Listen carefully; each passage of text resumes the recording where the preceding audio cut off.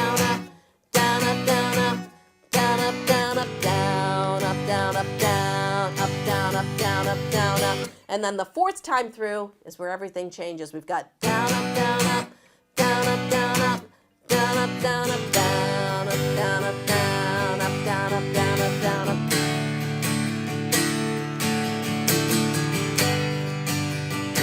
Now you can just stay on that second strum. Okay? And at this point, you really can do whatever you want. You can totally improvise here. I'm sticking on that down, up, down, up, down, up, down, up, down, up, down, up, down, up, down, up, down, up, down, up, down, up, down, because I think it feels good. And this is where the guitar solo comes in. So if we take it from the top of this bridge, all right, and we're just going to say it together. Just say the downs and the ups with me and listen to the song, feel the rhythm for this part. All right, so we'll take this from the top of the bridge. Remember, it's going to be down, up, down, up, down, up, down, up, down, up, down, up, down, up, down, up, down, up, down, up. Ready? And 1, 2. Oh, 1, 2. Here we go. Down, down, up, down, up, down, up, down, up, down, up, down, up, down, up, down, up, down, up, down, up, down, up, down, up, down, up, down, up, ba-da, ba-da, ba-da, ba.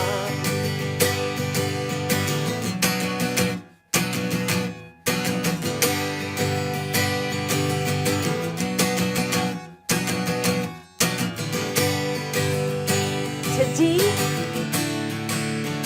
to G, back to D, to G, back to D, then we got B minor, twice, back to G, then B minor twice.